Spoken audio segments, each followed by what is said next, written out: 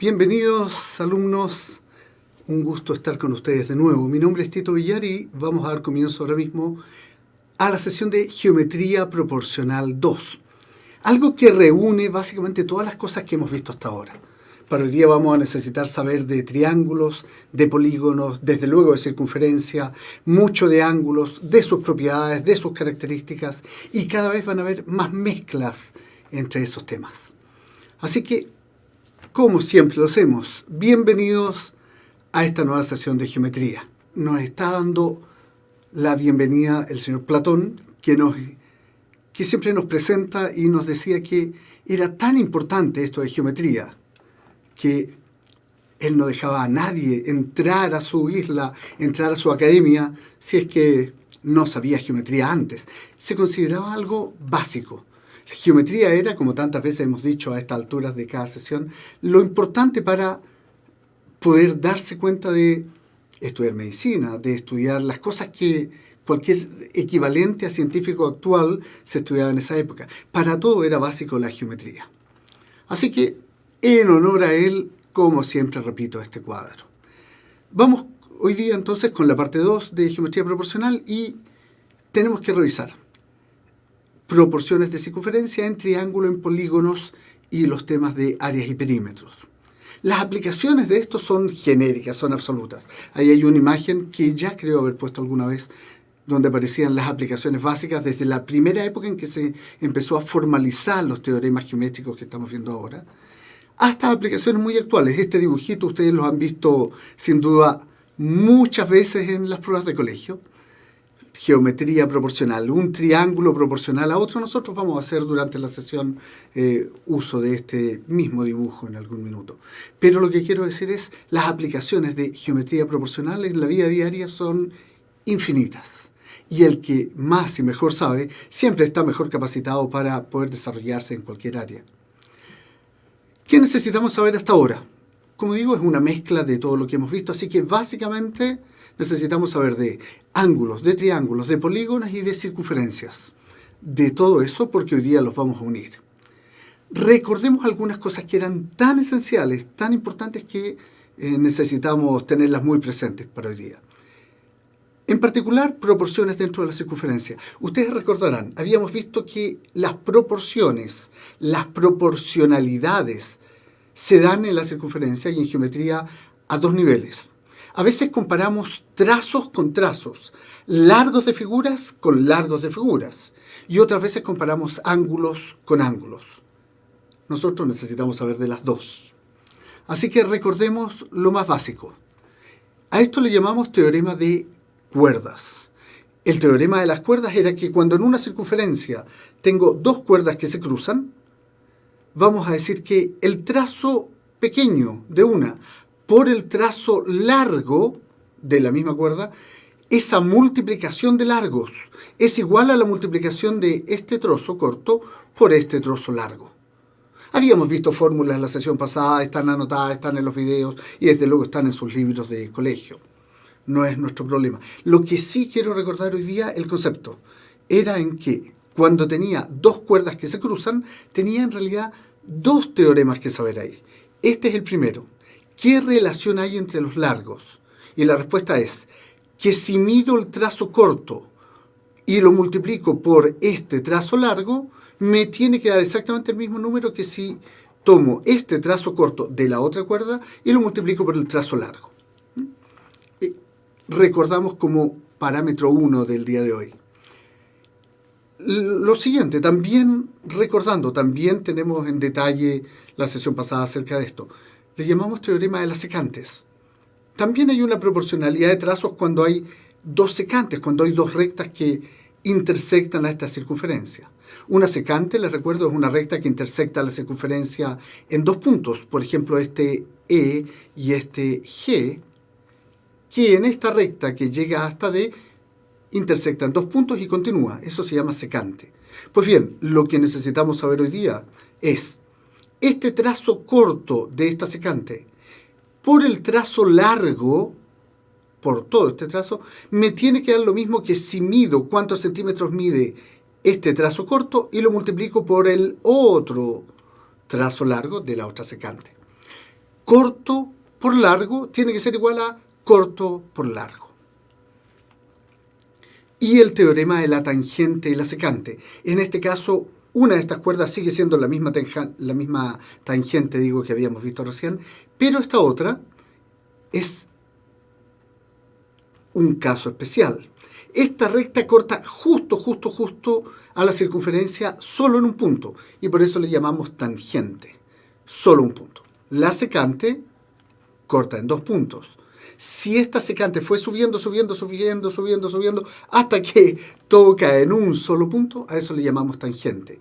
Y la proporción que tenemos que saber aquí es que si mido este trazo corto y lo multiplico, como siempre, por este trazo largo, me tiene que dar lo mismo que si multiplico este trazo por este mismo trazo.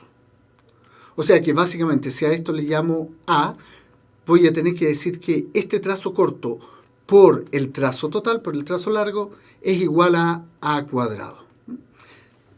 Insisto, eso lo vimos en la sesión pasada, pero es tan importante que lo tengo que recordar ahora porque lo vamos a usar en ejercicios. El teorema de las tangentes. Cuando tengo 2 tangentes a una circunferencia, esta es una recta tangente, la AP, que toca la circunferencia en el punto A. Esta es otra tangente, PB, que toca la circunferencia en el punto B. Solo en el punto B, en un solo punto, significa tangente. Bueno, el teorema, el conocimiento básico que tenemos que saber aquí es que este trozo que va entre A y P, si lo medimos, todo este trozo, es siempre exactamente igual a este trozo acá, al trozo PB. Si se cortan 2 tangentes, sus trozos son exactamente del mismo largo. Además, habíamos visto proporciones de ángulos. Les recuerdo nombres de ángulos. En mi experiencia, los alumnos se confunden y se nos olvidan los nombres. Hay algunas cosas obvias. Un ángulo exterior siempre está afuera. Estoy mirando el de más a la derecha, ¿no? Un ángulo exterior siempre es el que está afuera. Entonces es fácil. Pero entre los otros, se nos confunden qué es ángulo interior, ángulo inscrito, ángulo semi-inscrito. Quiero confirmar. El ángulo inscrito es cualquier ángulo cuyo vértice está en alguno de los puntos de la circunferencia. Un ángulo interior es un ángulo cuyo vértice está sobre el círculo. Les recuerdo además que el círculo es la superficie que está adentro del anillo que llamamos circunferencia. Si un punto es vértice de un ángulo, pero está sobre el círculo, no sobre la circunferencia, ese ángulo se llama ángulo interior y no tiene por qué estar en el centro. Y cuando un ángulo tiene su vértice en la circunferencia, pero un rayo está adentro y el otro rayo está afuera, en ese caso le llamamos semi-inscrito. Ahora estoy hablando del segundo recuadro aquí. En ese punto tengo un ángulo semi-inscrito. Este es un rayo y la cuerda que va hacia adentro es otro rayo. Así que este ángulo de aquí es un ángulo semi-inscrito. Ok, recordando ese vocabulario, pasamos rápidamente. Esto es básicamente el mismo dibujo que vimos en el teorema de las cuerdas, donde 2 cuerdas se cruzan.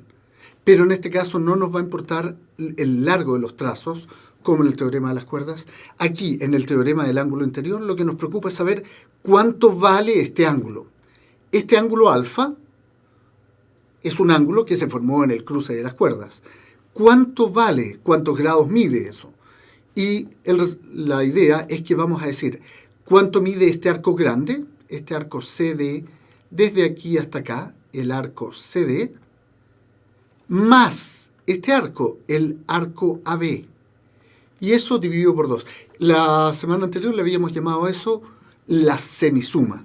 Semisuma significa el arco grande más el arco chico dividido por 2. Cuando las secantes se cortan en el exterior, tenemos un ángulo exterior, aquí en el vértice P.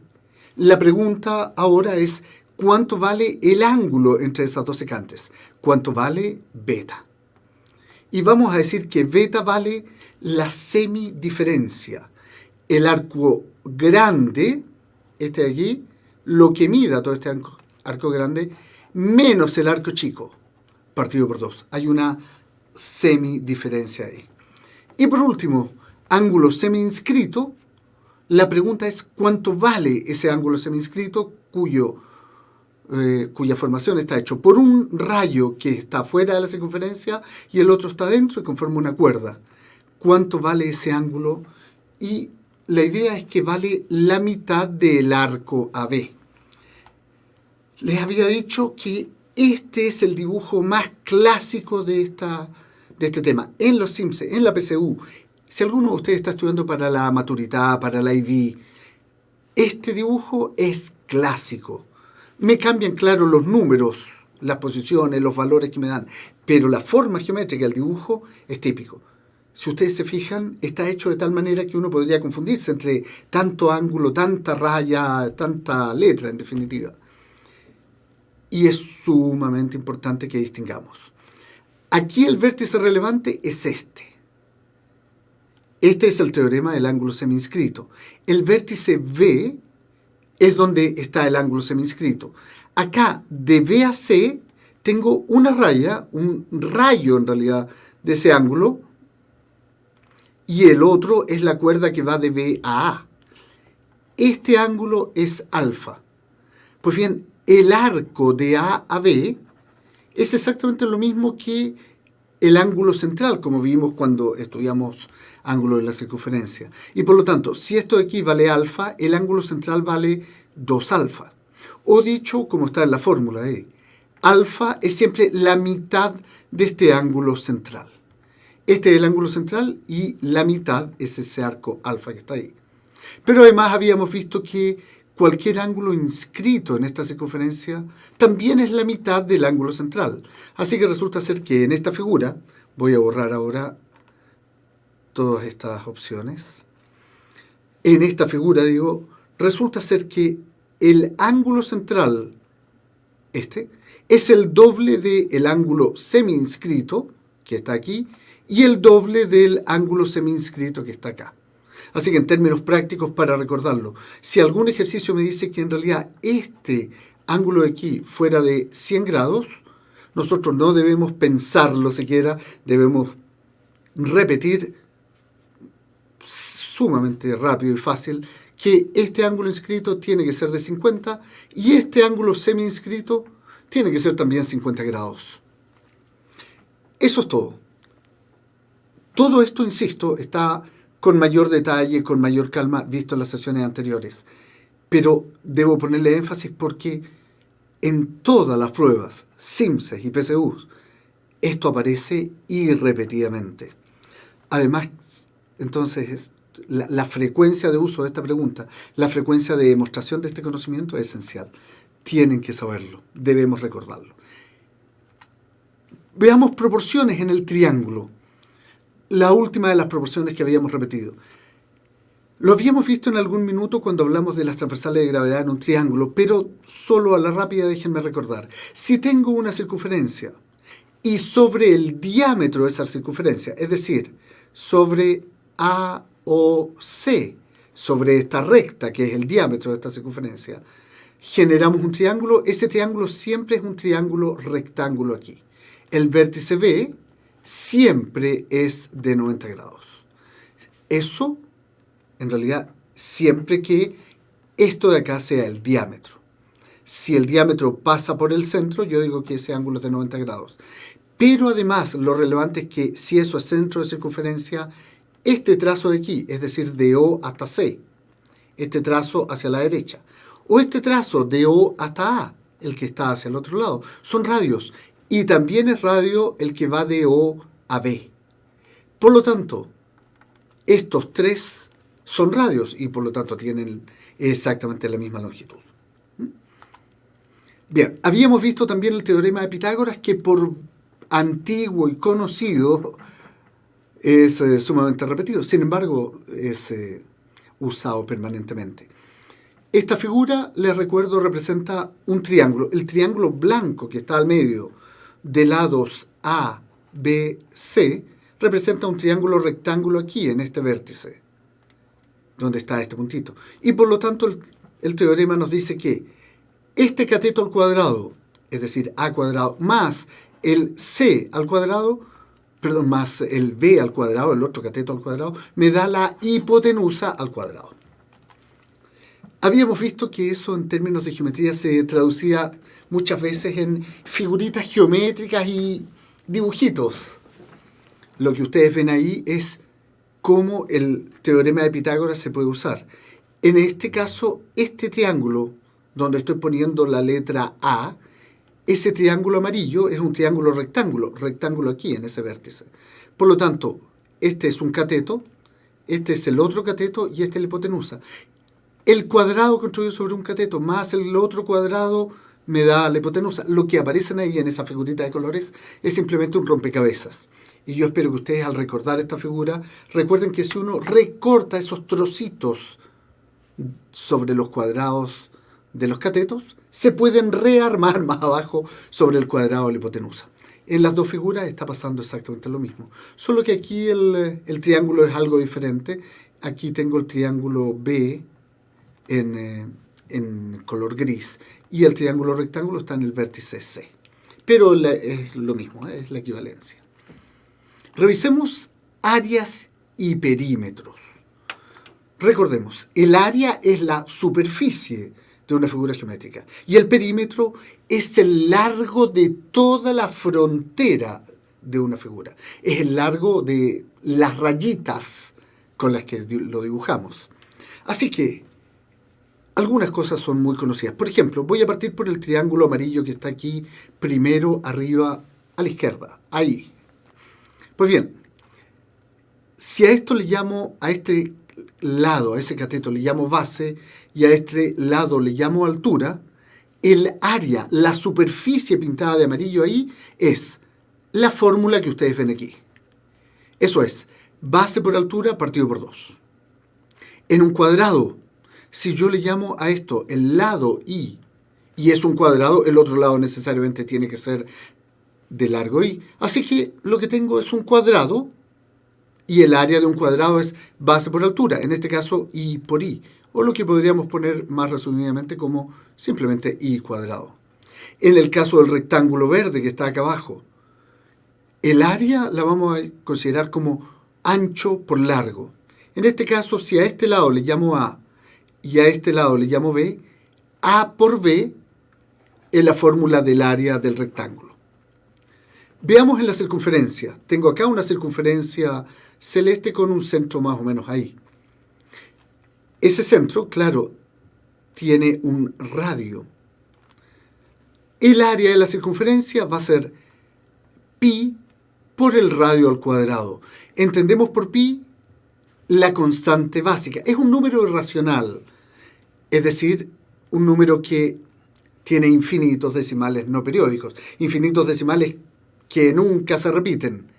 Pues bien, para nosotros va a ser una buena aproximación la que se usa a nivel de colegios. Ustedes lo han escuchado 1.000 millones de veces, estoy seguro. Vamos a considerar para efectos de NEM y de PSU pi como 3,14. Insisto, eso es una aproximación, porque el número verdadero, pi, realmente es un número irracional que tiene, insisto, infinitos decimales no periódicos. El área de la circunferencia usa a pi. Pi por r cuadrado es el área, la superficie celeste que está ahí. Esto acá es un rombo. En un rombo tenemos dos diagonales. Una diagonal larga, que ahora voy a llamar D para efectos de esta fórmula, y una diagonal que normalmente es más corta, que voy a llamar D también, pero minúscula. La multiplicación de las diagonales dividido por 2 me da el área de un rombo. Esta figura roja que está acá es un trapecio. Un trapecio, como estudiamos cuando vimos los paralelogramos, un trapecio es una figura que tiene dos lados paralelos y solo dos.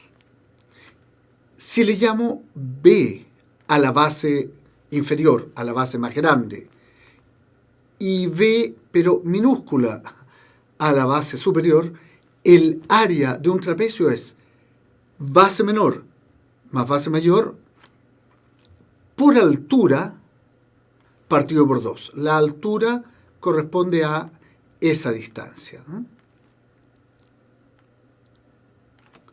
La altura h. Entonces, multiplicada por el promedio de las bases me da el área de un trapecio. Algunas figuras especiales no son tan frecuentemente preguntadas como estas 6 primeras. También hay que básicamente aprendérselas de memoria. Hay algunos rangos mnemotécnicos, claro, algunas secuencias mnemotécnicas, pero básicamente, jóvenes, les estoy pidiendo ahora un acto de memorización. Yo sé que es una lata, para mí también aprenderme las cosas de memoria es una lata, pero al final no hay mucho que entender en esto. No hay mucha inteligencia que aplicar, o francamente ninguna. Uno se aprende las fórmulas, puede deducir las fórmulas de alguna manera, hay algunas reglas mnemotécnicas, pero al final, para efectos prácticos, llegar a una prueba SIMSE o llegar a una prueba PSU y ahí ponerse a deducir fórmulas no es una buena estrategia, nos hace gastar demasiado tiempo. Debido a que el SIMSE y la PSU premian a los alumnos que conozcan desde antes, que hayan precalculado este tipo de cosas. Básicamente que lleguen a la prueba sabiéndose estas fórmulas. Les recomiendo sabérselas y no llegar ahí con una estrategia de deducción adentro de la prueba. La PSU en particular dura 2 horas 40, como ustedes saben muy bien. No hay tiempo para ponerse a deducir fórmulas. Es muy común que a uno le lleguen alumnos diciendo, profe, yo sabía todo, si hubiera tenido una hora más o una hora y media más, contesto todo bien. Sí, pero es que la PSU está hecha no solo para contestar bien, sino para contestar bien 80 preguntas en 2 horas 40. También tenemos que saber demostrar la administración del tiempo. Y esto es uno de los detalles. Lleguen con estas fórmulas aprendidas de memoria. Eso es el resumen. Esta última columna, estas 3 figuras, como ustedes recuerdan, esta figura verde tiene 6 lados. Es un hexágono. En este caso en particular, como los 6 lados son iguales, le llamamos hexágono regular.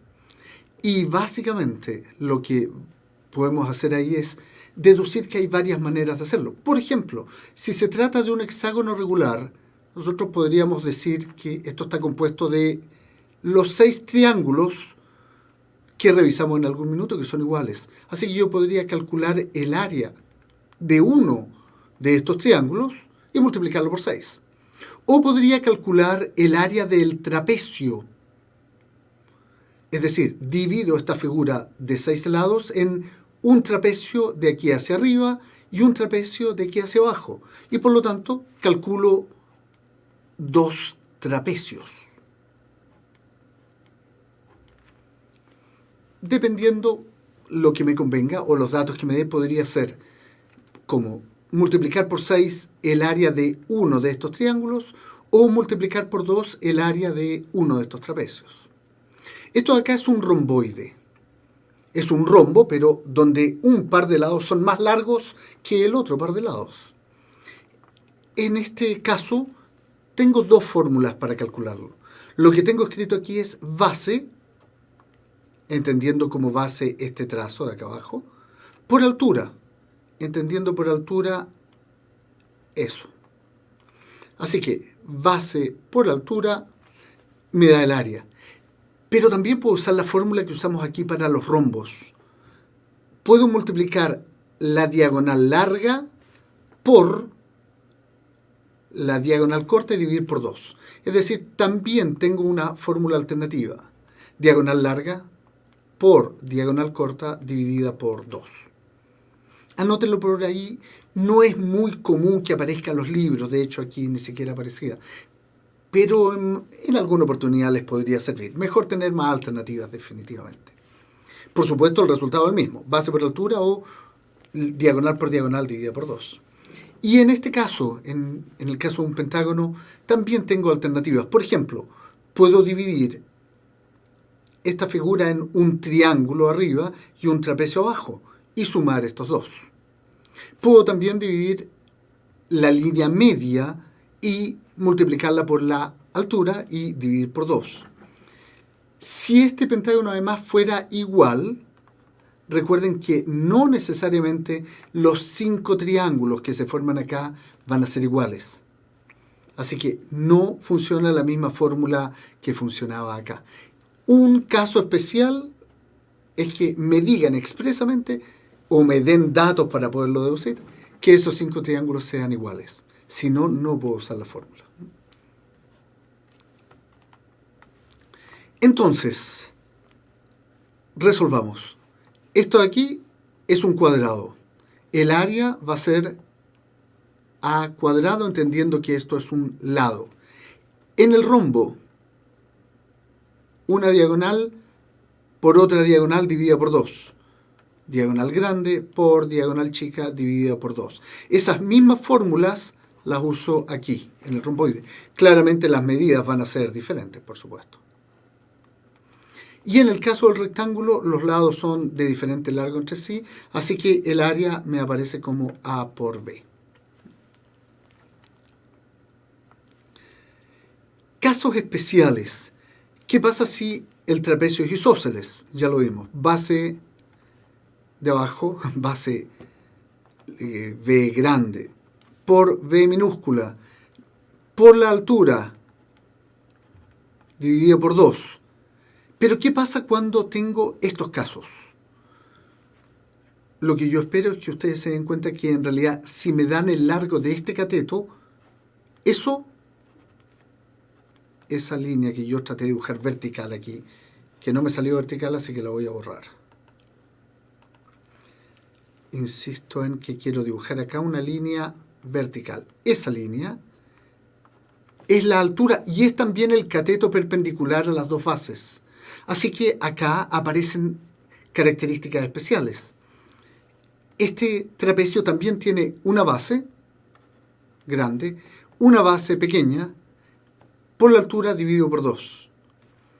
Y en el caso del escaleno, donde estos dos lados son diferentes, este largo no es igual a este otro largo, también funciona entonces base larga más base corta partido por 2 por la altura de la figura.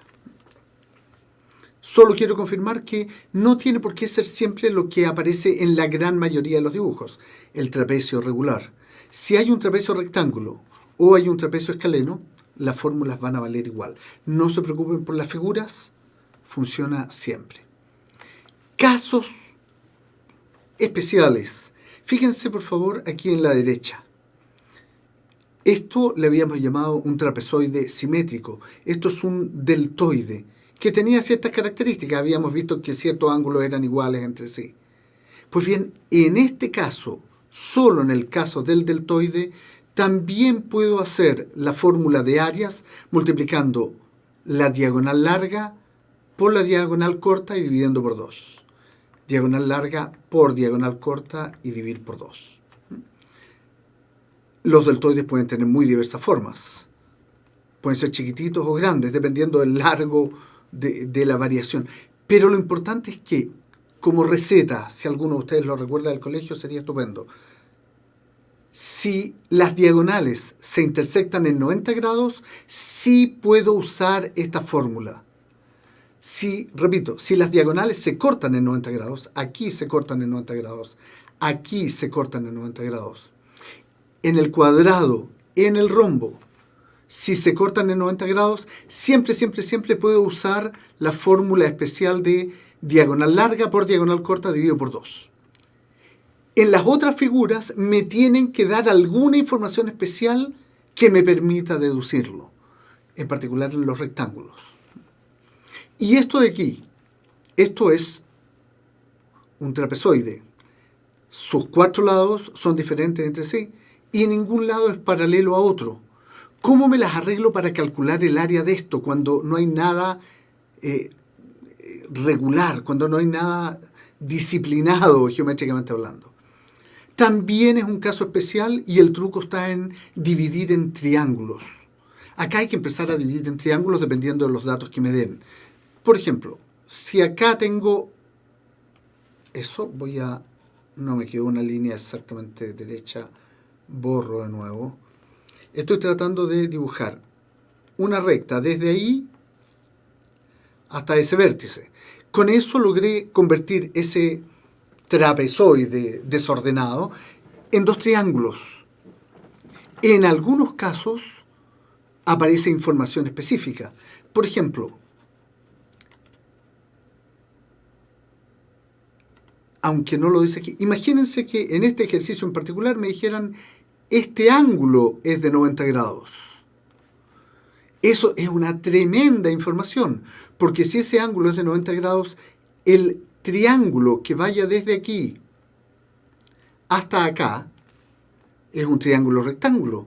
Y si tiene las proporciones 3 y 4, necesariamente esto, como ya vimos cuando vimos triángulos pitagóricos, eso va a darme 5. Así que aquí tengo un cateto de 3, un cateto de 4 y un cateto de 5.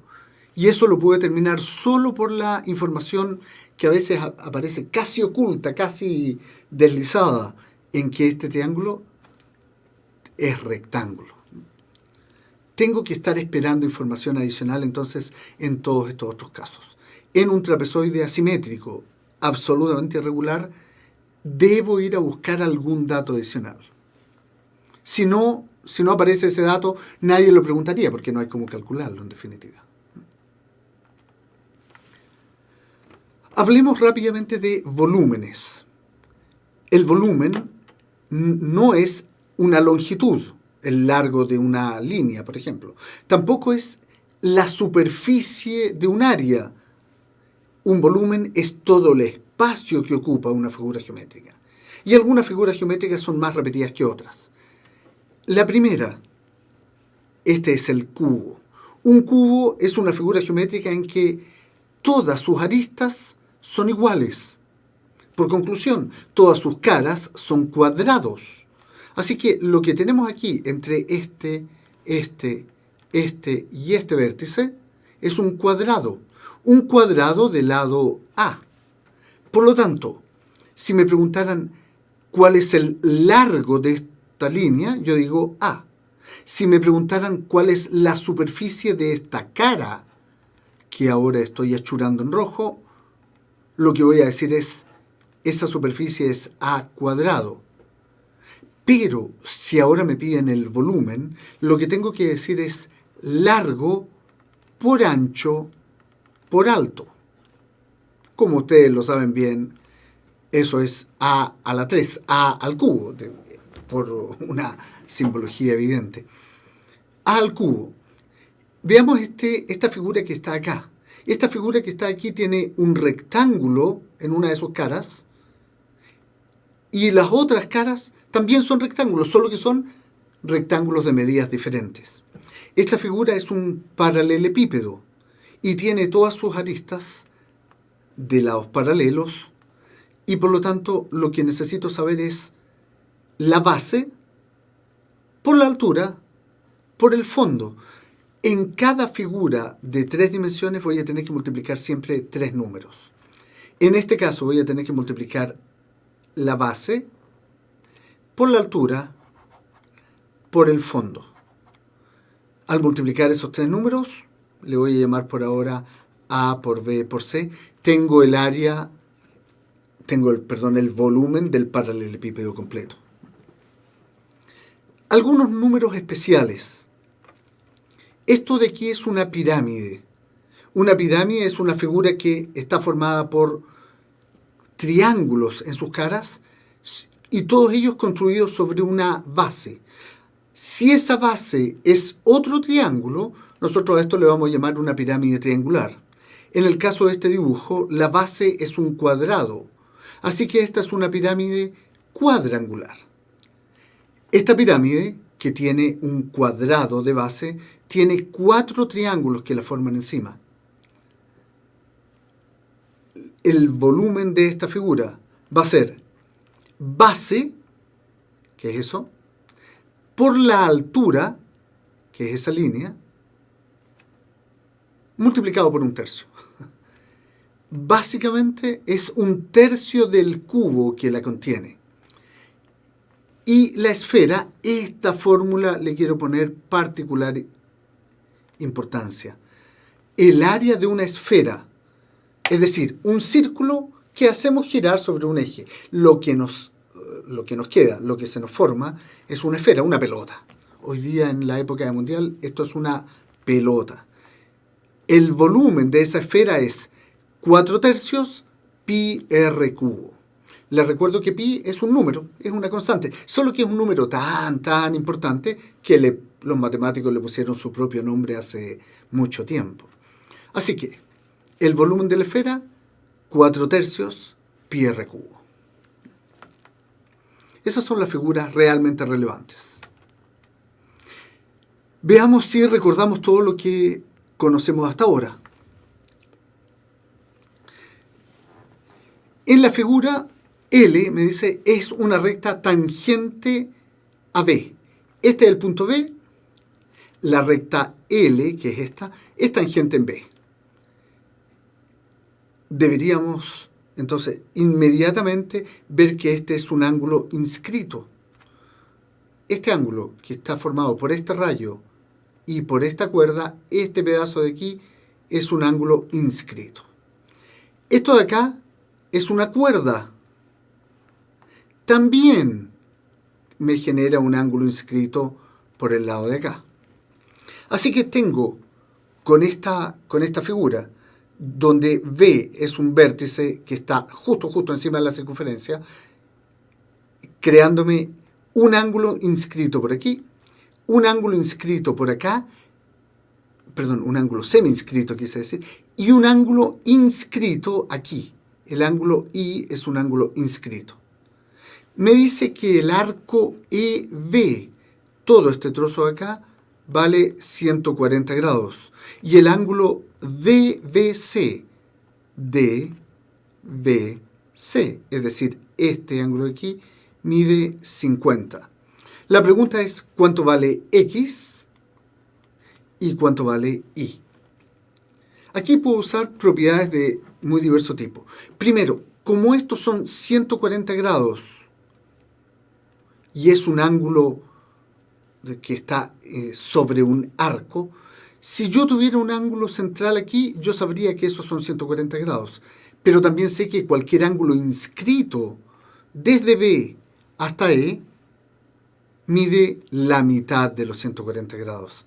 Así que tengo que decir que este ángulo que está aquí, que describe el arco que va desde B hasta E, todo este arco, significa que esto tiene que medir 70 grados. Y resulta también que este ángulo que está aquí, describiendo el mismo arco, este mismo trozo de circunferencia, con un ángulo semi-inscrito ubicado aquí en B, ese tiene que valer 70 también. Así que podemos ir deduciendo las cosas básicas. Evidentemente, todo esto de aquí son tres ángulos adyacentes, son suplementarios entre sí. Acuérdense que suplementario significa 180 grados. Así que tengo un ángulo de 70 más un ángulo de 50 grados. Me tiene que dar, entonces, de lo que tengo, 120, a lo que debe ser 180, es el tamaño del ángulo I. ¿Alguien se atreve a contarme las respuestas? ¿Cuánto valen X e Y? Ok. Nadie está jugando conmigo. Son otras preguntas diferentes las que aparecen aquí. Ok. En I, lo que vamos a decir es que le faltan 60 grados para completar los 180 que necesito acá. Y en este triángulo que está acá, tiene que sumarme también 180. Así que para saber X, cuando yo ya sé 50 grados que me da la pregunta para este ángulo de acá, mi problema se tradujo ahora en saber cuánto vale este ángulo de aquí. Pero claramente son suplementarios. Si estos de aquí son 70, estos de acá tienen que ser 110. 110 más 50 son 160. Necesariamente estos van a tener que ser 20 grados ahí entonces.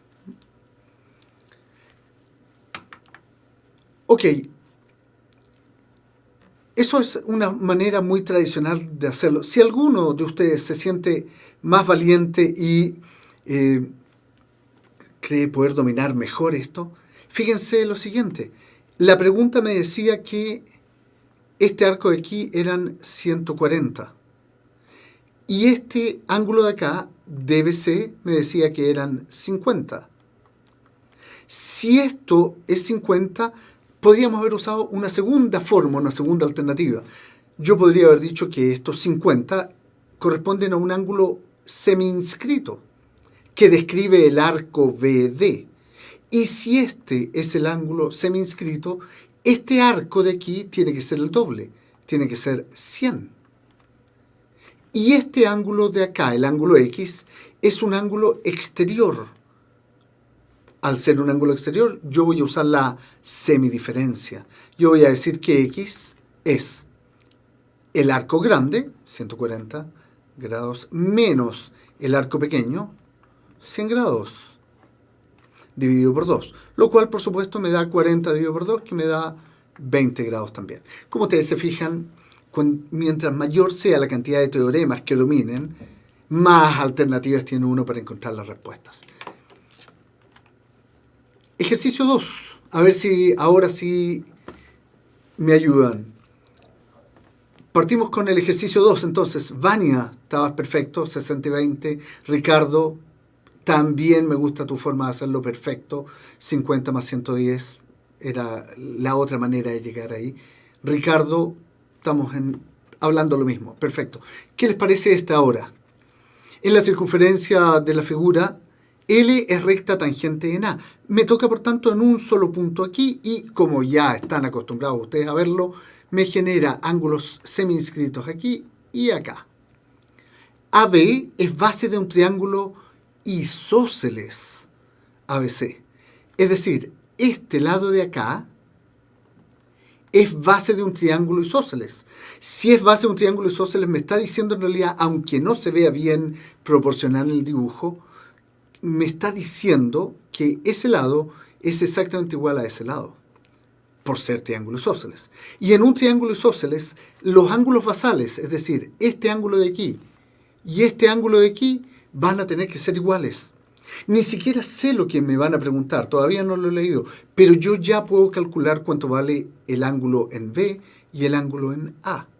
Si estos son 40, estos dos sumados me tienen que sumar 140 grados para completar los 180 del triángulo. Y por lo tanto, si entre estos dos me tienen que dar 140 y son iguales, necesariamente este es de 70 grados y en particular este de acá es de 70 grados. Así que todavía no sé lo que me preguntaban, pero ya tengo desarmado ese triángulo. La pregunta era, ¿cuánto mide el ángulo DAC? DAC. ¿Cuánto mide este ángulo de aquí? Y la respuesta es que si este ángulo es un ángulo inscrito que mide 70 grados y describe el arco AC, que es todo lo que está aquí, bueno, ese arco completo tiene que ser el doble, tiene que ser 140 grados. Pero además lo más interesante es que este ángulo inscrito de 70 es un ángulo que inscribe el mismo arco AC que este ángulo semi-inscrito acá. Este también va a tener que ser 70. Así que la respuesta era 70. Ricardo, DAC es 70, te confirmo, perfecto. Gracias por participar. Vania, te quedaste atrás, no me contestaste ahora. Gael, tampoco. Elliot, la fantástica. Debería ser fantástica para encontrar ángulos en circunferencia también, estoy esperando. David, también te espero a ti. Ricardo, gracias por decírmelo claro.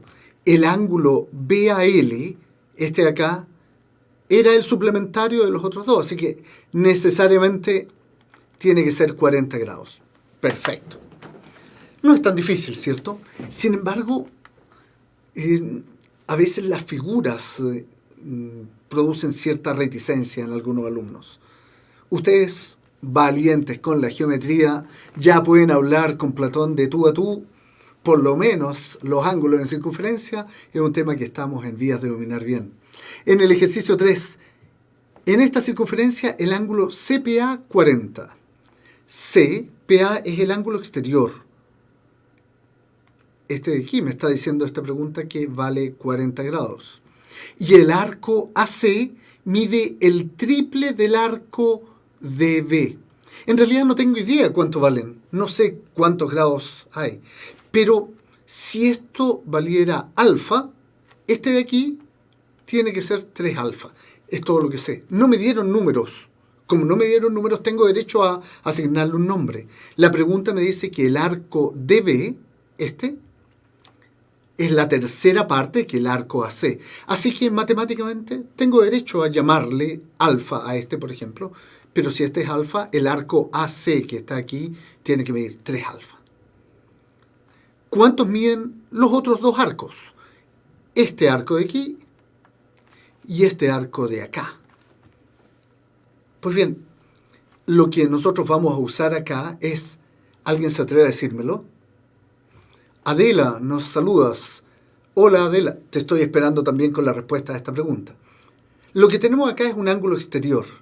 Ese ángulo exterior es siempre la semidiferencia de los arcos. Recuerden ustedes el grande menos el chico. En este caso, el grande mide 3 alfa y el chico mide alfa. La semidiferencia es cuando tomo el grande menos el chico y lo divido por 2. Y eso, en este caso, me tiene que dar 40 grados. Al trabajar sobre esto digo que 3 alfa menos alfa son 2 alfa. Y 2 alfa entonces, dividido por 2 me tiene que dar 40 grados. De ahí, al simplificar los dos, me queda que alfa es 40 grados. Así que sé que esto es 40 y esto acá va a tener que ser 120. Las diferencias para llegar a 360 son los que necesito ahora. Básicamente, si esto de aquí mide 40 y esto de acá mide 120, lo que estoy diciendo es que entre estos dos tengo 160. Lo estoy diciendo de modo que 120, el arco grande, más el arco chico, 40, me suman 160. Por supuesto, la circunferencia suma 360. Así que 360 menos los 160 de estos dos arcos son los 200 grados que tienen que medir los otros dos arcos juntos. Así que, Ricardo, tú primero, bien. Y sí, era exactamente la manera de hacerlo. Tu fórmula estaba perfecta. Otro ejercicio más. Ahora vámonos con ángulos seminscritos y un triángulo especial aquí. Como ustedes ven, como consejo, cuando uno empieza a ver figuras con tantas líneas, con tantos ángulos, con tantas letras, mi recomendación a los alumnos es siempre partir por el centro, ver qué pasa desde el centro de la circunferencia hacia afuera. Si se forman radios, se forman triángulos, se forman ángulos centrales respecto a ángulos inscritos. Partan, jóvenes, mirando desde el medio hacia afuera. Y después, en segundo lugar, vayan a buscar ángulos inscritos, ángulos que estén en alguna parte de la semicircunferencia. Acá se me va inconscientemente la vista a ver este punto, que es el punto central. Acá es el punto central de la circunferencia. Así que ya sé que esto es un diámetro. Y todo triángulo dibujado sobre un diámetro tiene necesariamente que ser rectángulo. Ni siquiera he leído la pregunta, pero ya tengo desarmado el triángulo interno. Además, esto es un punto vértice de un ángulo semiinscrito, del ángulo semiinscrito beta. Pues bien, el ángulo semiinscrito beta está delimitando el arco CV que está aquí. Y ese también está dado por este ángulo que está acá, que es alfa. Así que beta y alfa están describiendo el mismo arco. Todavía no sé cuánto valen. La pregunta me está preguntando. Calcule alfa y beta. Todavía no sé lo que valen. Pero beta es un ángulo inscrito sobre el arco AC. Y B es un ángulo que está aquí inscrito también sobre el arco CA. Así que lo que tengo aquí es que beta y alfa necesariamente tienen que ser iguales. ¿Cuánto vale alfa? No sé, pero ahora hago uso del triángulo rectángulo que aparece aquí. Si estos eran 90 grados, cosa que no me decía la pregunta, lo tuvimos que deducir porque este es un triángulo construido sobre un diámetro.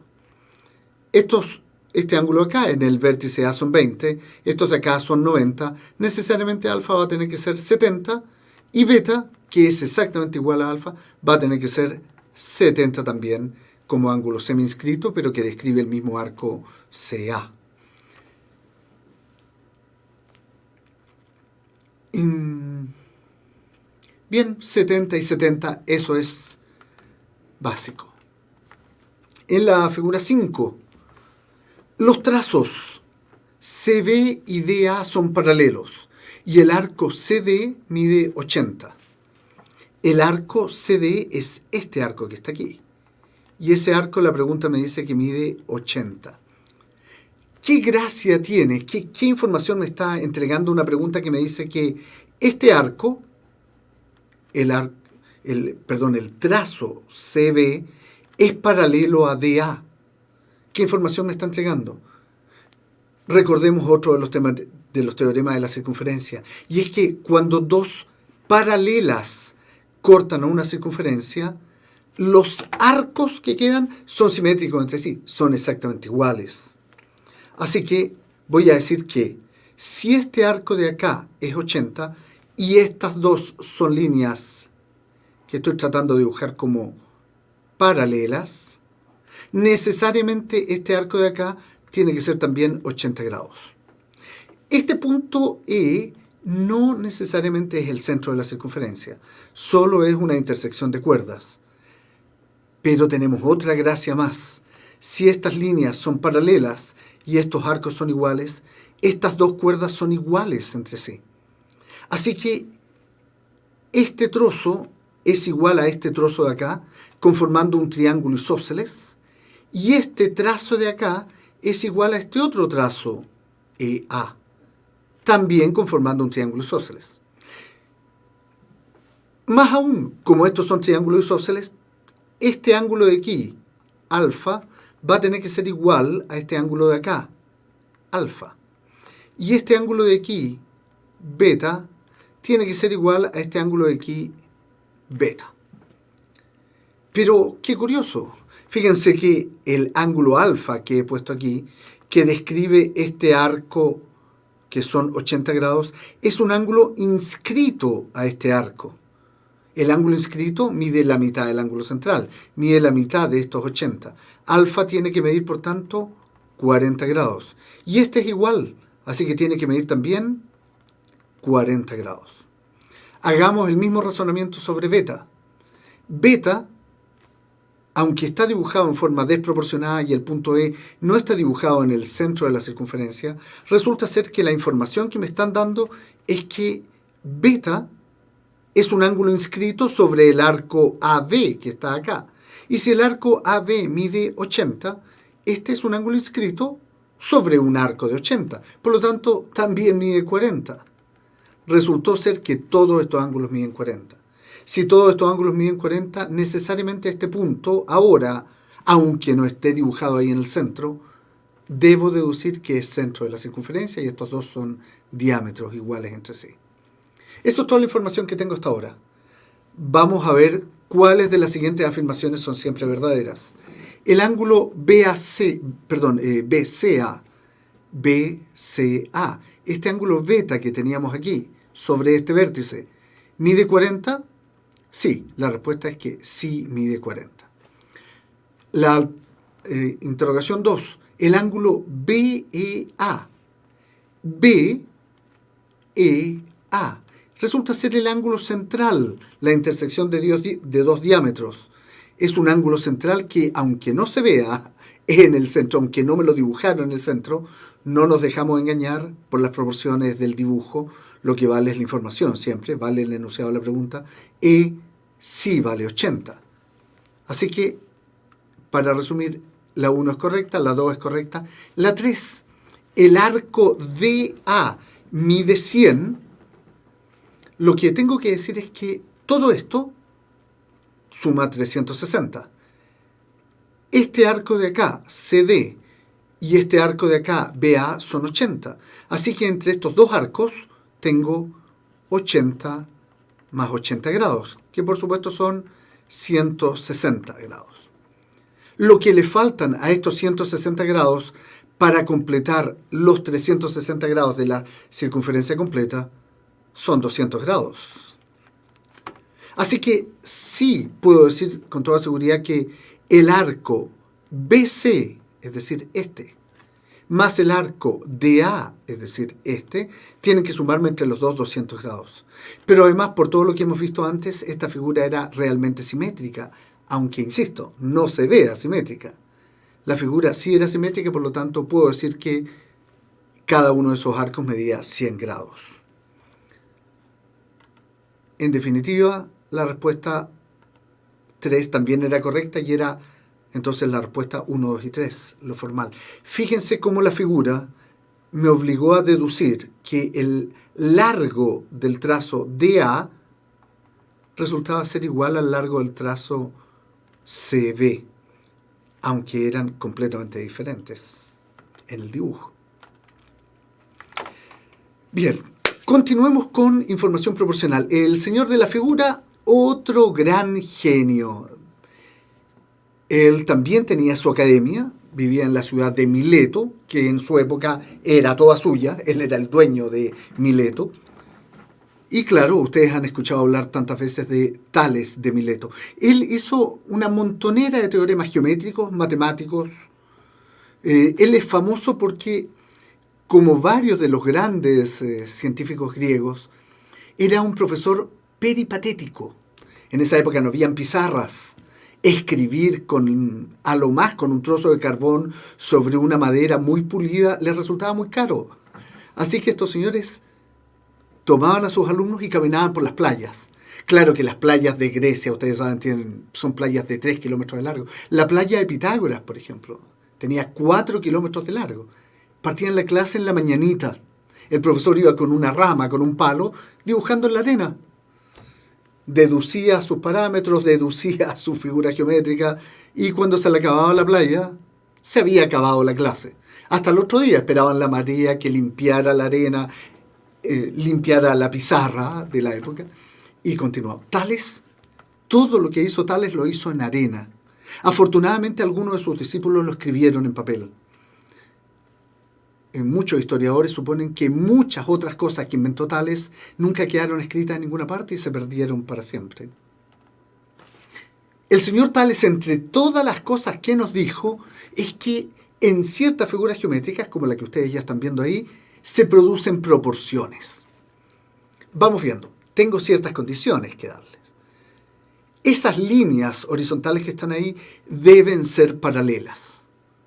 Cuando tengo 3 o más líneas paralelas y sobre ellas cruzo transversales, que no tienen por qué ser exactamente simétricas, no tienen por qué formar trapecios regulares. Ahí lo relevante, lo que les pido ver son 3 líneas horizontales paralelas, eso sí, muy importante, absolutamente imprescindible de hecho.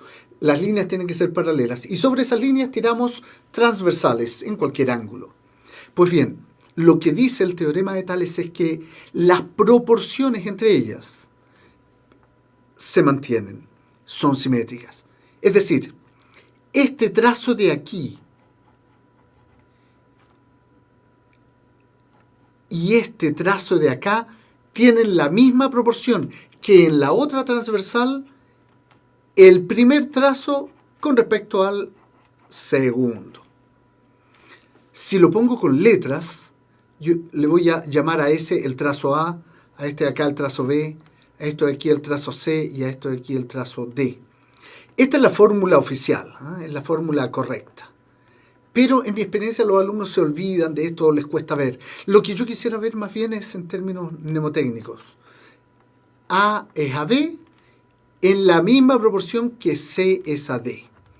En términos prácticos, si este trazo A mide 2 centímetros y este de acá mide 6 centímetros, es decir, hay una proporción de 2 es a 6, de, en definitiva, 1 a 3. La misma proporción se va a mantener acá. Así que si me dijeran que el trazo C vale 4 centímetros, yo tengo que decir que necesariamente el trazo D es 3 veces más grande porque la proporción se mantiene igual. La proporción de 2 es a 6 es una proporción de 1 es a 3. El de arriba es la tercera parte del de abajo. Así que 4 tiene que mantener esa misma proporción. D necesariamente aquí tendría que ser 12. El teorema de Tales me da proporción entre los trazos intersectados. Los trazos corresponden a transversales que fueron intersectados por paralelas. Así que les ruego recordar la figura. Voy a borrar estos números para recordar la figura pura. Esta era la figura original. Acá, repito una vez más, lo relevante es que esto solo funciona si esta y esta línea son paralelas entre sí. La misma restricción, la misma importancia le habíamos puesto al teorema de Pitágoras, ¿se acuerdan? Pitágoras, como ustedes saben bien, solo funciona con triángulos rectángulos. Si ni uno de los ángulos es rectángulo, si ni uno de los ángulos tiene 90 grados, no funciona Pitágoras, simplemente no lo puedo usar. Acá en Tales la restricción es, estas tres líneas tienen que ser rectas, pero tienen que ser además paralelas entre sí. No me importa si alguna está mucho más cerca que la otra. Quiero decir, por ejemplo, imagínense la siguiente figura. Una paralela, otra paralela, y dibujo otra paralela extremadamente separada de las otras. Las figuras podrían ser diferentes. Podría tirar yo una transversal aquí, así, y la otra así. No tienen por qué ser simétricas, no tienen por qué estar a la misma separación. Lo importante es que sí sean paralelas. Veamos casos clásicos de preguntas, cómo vienen las figuritas en las pruebas aquí. Reconozcamos esto. No necesariamente van a venir con números. Fíjense aquí, la pregunta es ¿cuánto vale X? Claro. Por teorema de Tales, si me dicen que las tres rectas son paralelas, cortadas por estas dos transversales, y sus proporciones son, fíjense, en este 6 es a 8. Tengo derecho matemático, entonces, derecho geométrico, a decir que, por Tales, la proporción es 6 es a 8, y eso tiene que ser exactamente la misma proporción que tenga x más 2 con respecto a 2x menos 1. Por tanto, si esto es igual, yo tengo derecho a decir que x más 2 por 8 tiene que ser igual a 6 por 2x menos 1. Así que en la práctica me va a quedar 8x más 16. He multiplicado el 8 por el x más 2. Y ahora al otro lado de la igualdad voy a multiplicar el 6 por el 2x más 1. Con lo cual me va a quedar 12x menos 6. De aquí puedo despejar x. Y al final despejo x. No lo vamos a hacer aquí para no hacerles perder tiempo, pero voy a llegar a un valor de x. X va a ser lo que haya necesitado esta ecuación para mantener el resultado, claro. Por supuesto, 12 menos 8, si alguno de ustedes lo puede ver, 12 menos 8 es 4x y 16 más 6 es 20, así que me va a quedar un 20 dividido por 4. Pero eso, si ustedes quieren, lo pueden dejar para la casa. Voy a ver el chat. Profe, cuando el ángulo que no es inscrito ni está en el centro, ¿cómo se calcula? Ahí es cuando usamos, es un ángulo interior en ese caso. Y, Nicolás, ese ángulo interior cumple con las condiciones de las cuerdas que se cruzan. Y ahí usamos la semisuma. Así que voy a decir que, solo para recordarte, aunque el dibujo está en la sesión anterior y acá, solo quisiera recordarte, si esto fuera una circunferencia con dos puntos que se cruzan, ese es un ángulo interior y yo voy a decir que eso, más eso, dividido por 2, es el ángulo alfa. El arco grande más el arco chico dividido por 2. La semisuma. Solo que no en todas las preguntas me lo ponen con las dos cuerdas cruzadas. Podría darse el caso que me lo dibujaran. Uy, no me quedó muy católico eso. Voy a borrar. Lo que está diciendo es que si el ángulo está ahí, claramente es un ángulo inscrito. Si el ángulo está aquí al centro, es un ángulo central. Pero si está en cualquier otra parte, es un ángulo interior. Y siempre ese punto corresponde a una intersección de dos cuerdas. Solo que si me lo dibujan así, tú vas a tener que construir el resto de las dos cuerdas para determinar arco grande más arco chico dividido por 2 para que te dé ese ángulo que está ahí. Ricardo me dice, no se puede. Sí se puede, y se puede tal como lo acabamos de ver. Usa, por favor, Ricardo, tú también, el teorema del ángulo interior, la semisuma. Ciertamente necesito que me den los arcos o que me den algún dato para poderlos llegar a calcular, claro. La única manera en que no se puede es que me hagan un dibujo y no me den nada. Ahí no tengo nada que decir, claro. Eso no pasa, por supuesto. Gracias por los adjetivos. Me encanta que me puedan entender. Los demás son respuestas, son respuestas, son respuestas. No entiendo otra pregunta. Richard Olave me dice, nunca lo vi. Y Ricardo Barson pregunta, ecuaciones diferenciales. Para serle franco, no entiendo si alguno de ustedes me puede hacer el favor de explicar qué es lo que quiso decir para tal vez comentarlo con toda la comunidad que está ahora participando con nosotros. Mientras tanto, continuamos porque quiero mostrar algunos dibujos típicos, clásicos que aparecen en la pregunta.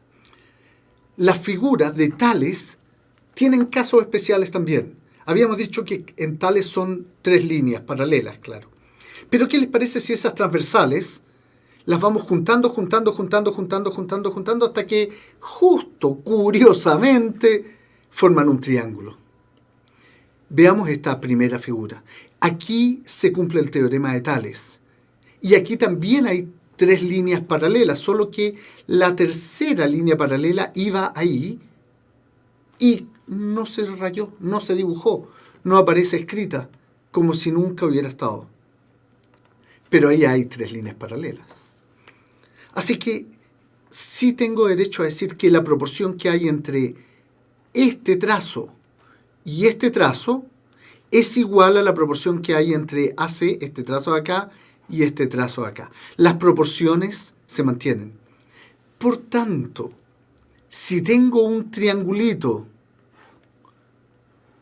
adentro de otro triángulo, voy a decir que las proporciones de sus lados se mantienen por Tales. Y en segundo lugar, otra figura clásica. Fíjense que aquí una de las transversales que se pusieron es una perpendicular perfecta. Al ser una perpendicular, se transforman acá en trapecios rectángulos y eventualmente puedo construir triángulos rectángulos también. Así que aparecen características adicionales asociadas a trapecios rectángulos y sobre todo a triángulos rectángulos. En particular, una vez más, por Tales voy a decir que este trozo es proporcionalmente a este trozo en la misma proporción que este de aquí es a este de acá. No me importa que las figuras no sean simétricas entonces. Lo que visualizamos acá es que si voy juntando transversales, las junto hasta que aparezca un triángulo, Tales se cumple. Es un caso especial de Tales. Un triángulo es un caso especial de Tales. Y cuando una de las transversales es rectangular, es completamente simetral de las otras paralelas, se cumplen también características iguales acá. Tales además no tiene por qué cumplirse con solo 3 paralelas, que es otra confusión muy común de los alumnos, que nos presentan dudas a los profesores así. Tales no tiene por qué cumplirse con 3 paralelas. Fíjense acá en la figura, tengo 4 paralelas. Claro, las paralelas A, B, C y D son rectas, paralelas entre sí. Pues bien, tengo perfecto derecho a decir que la proporción de 3 es a 7 es la misma proporción que de 10 es a 12, por ejemplo, y cualquiera de sus combinaciones.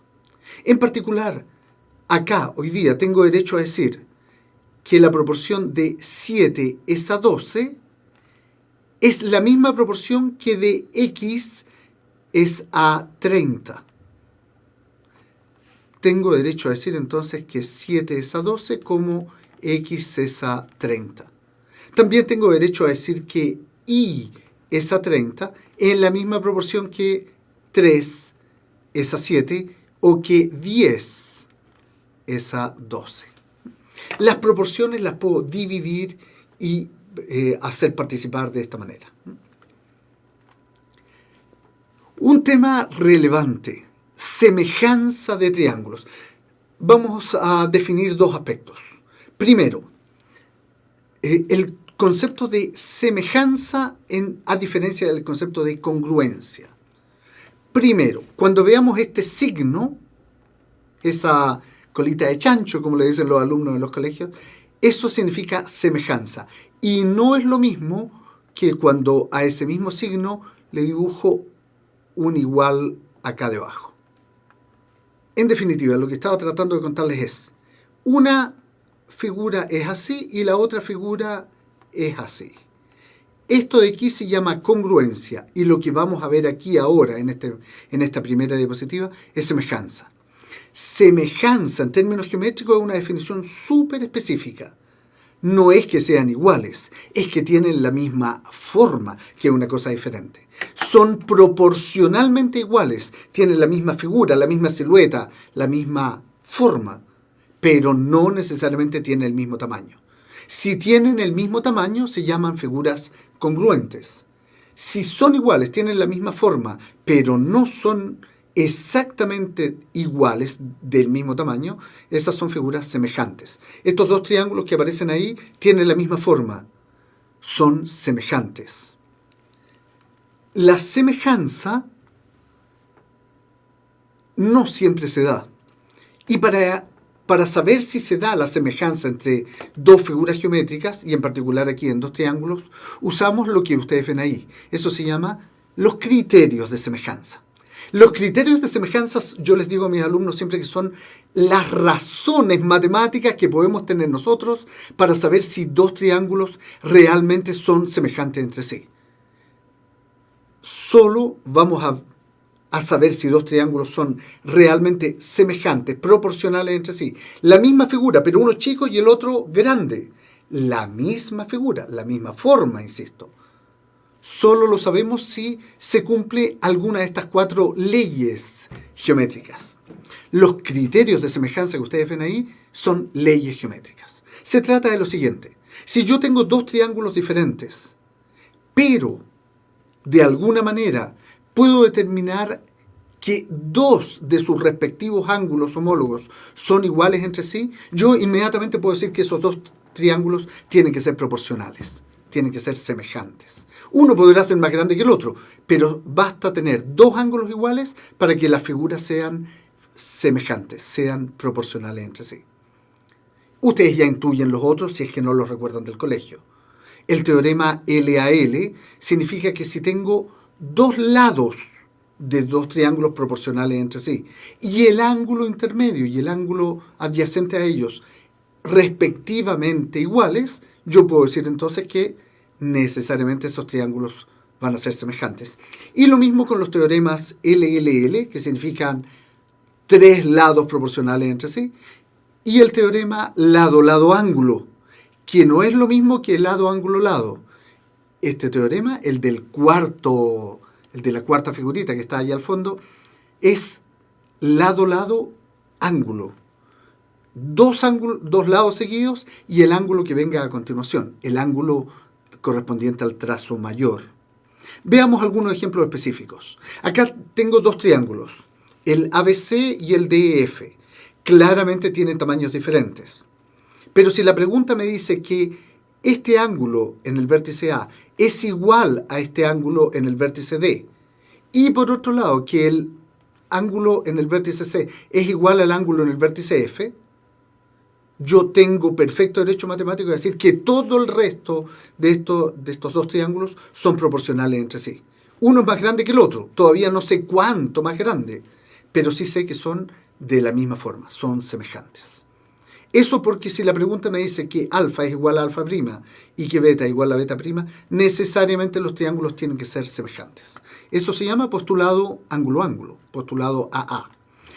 Del todo equivalente, si me dan un lado, en este caso, el ángulo alfa que está siendo formado por el lado AC y por el lado AB, es decir, lado, ángulo, lado, y la pregunta, la proporción, la redacción de la pregunta me dice que eso es proporcional a este lado, este ángulo y este lado, lo que yo voy a decir es que esos triángulos son semejantes.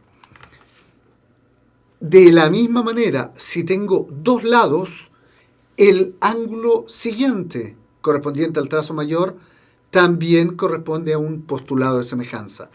Aquí me está diciendo que este lado es proporcional a este lado, que este lado de aquí es proporcional a este lado de acá, y además que este ángulo de aquí es igual a este ángulo de acá. Por lo tanto, yo voy a decir que esos triángulos son semejantes entre sí. Un ejemplo básico de semejanza, pero antes de cerrar el tema, quiero asegurarme de lo siguiente. Dos triángulos son semejantes cuando son proporcionales. Es decir, una figura, voy a tratar de dibujar ese triangulito, y ese triangulito, he tratado de dibujar dos triángulos rectángulos. Este es más chico que el segundo, claro.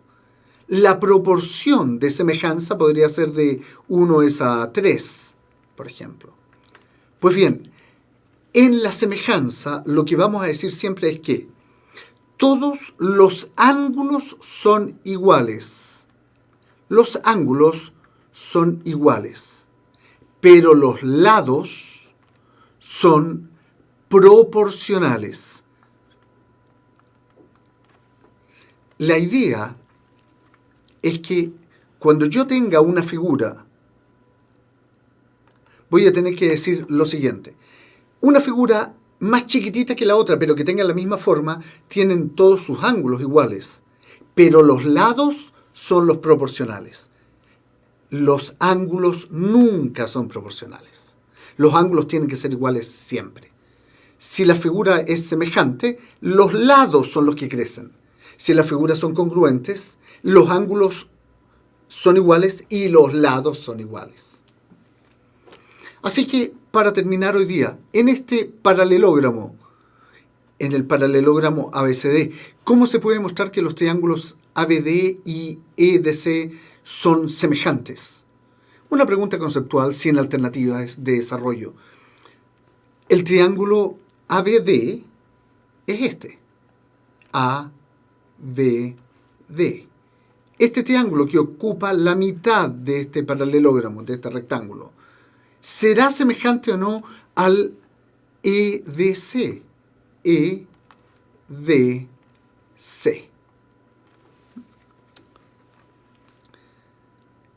Tengo que usar cualquiera de los postulados de semejanza. Si yo pudiera encontrar, por algún motivo, dos ángulos iguales entre ellos, me basta. O si encuentro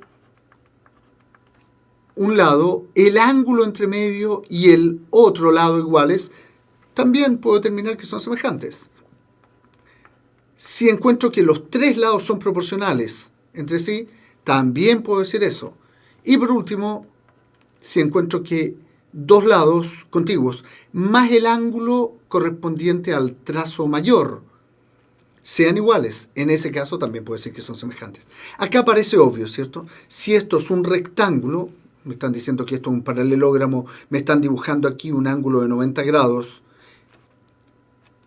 yo puedo deducir lo siguiente. Acá me dicen que esto mide 60, esto mide 90 en la esquina completa. Por lo tanto, acabo de determinar que estos tienen que ser 60 grados. A su vez, si estos de acá, en el triángulo grande, estos de acá son 90, estos de acá son 60, lo que le falta a este triángulo para llegar a 180 es que este ángulo de aquí sea de 30. Así que tengo en este caso la combinación de 60-90, me bastan dos. Si tengo tres, mejor, pero necesariamente me bastan dos. Acá tengo en el triángulo grande una combinación de 60-90 y aquí tengo una combinación de 60 acá con 90. Tengo perfecto derecho matemático a decir que estos dos triángulos, aunque estén uno opuesto al otro, son semejantes, tienen la misma forma. Uno un poco más chico que el otro, pero son semejantes. Bien, déjenme revisar un par de cosas. Nos están recordando ahí en el chat que ustedes tienen una nueva encuesta. Les agradecería mucho que nos evaluaran, que me evaluaran como profesor. Es muy importante para nosotros tener esa retroalimentación. Si hay alguna sugerencia o hay alguna recomendación, me encantaría escucharla para ponerla en práctica a partir de la próxima sesión. Bien, los demás son adjetivos y agradecimiento para ustedes, alumnos, de todas maneras. Les recuerdo a Ricardo Barza que no es malo recordar cosas de primero medio. Los temas de semejanza de triángulos son de primero medio, pero Tales es de segundo medio y se termina de ver en tercero. Así que hay de primero, de segundo, de tercero aquí. Y hemos visto cosas antes, incluso las áreas y superficies son de cuarto. Así que hay materia condensada para todos los cursos acá en todas las sesiones. Bien, jóvenes, espero verlos la próxima sesión. Como siempre, les va a llegar un aviso un rato antes y ustedes van a contar con el canal de YouTube donde aparece este video y donde ustedes pueden dejar todos sus comentarios. Cualquier sugerencia siempre bienvenida. Así que sin más que contarles, me despido, me llamo Tito Villar, espero haberles servido en geometría. Terminamos de ver la próxima sesión. Muy bien, y hasta la próxima. Que les vaya bien y que estudien harto.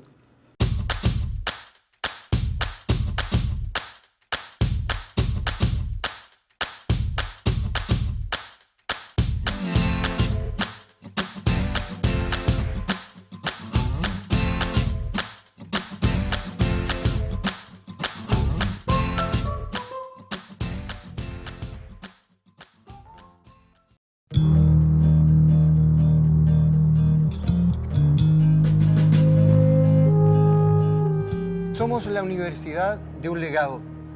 El cardenal Silva Enríquez nos desafía permanentemente a cada uno de nosotros a trabajar por las necesidades concretas de nuestra sociedad.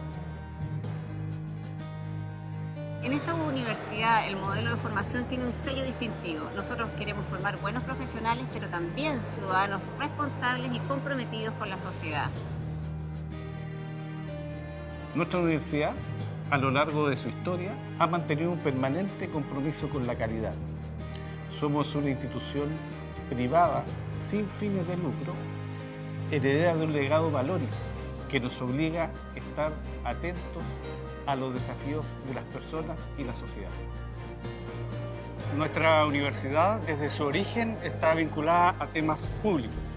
Ganan los estudiantes y sus familias porque concretan sus proyectos de vida, gana la universidad porque acoge a buenos alumnos y gana el país porque recibirá mejores profesionales.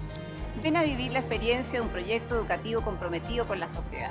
Por eso te invito a conocernos y a formar parte de nuestra comunidad universitaria. Un proyecto solidario e inclusivo. Con el legado del cardenal Silva Enríquez y su sueño de Chile. ¡Ven a la Católica Silva Enríquez!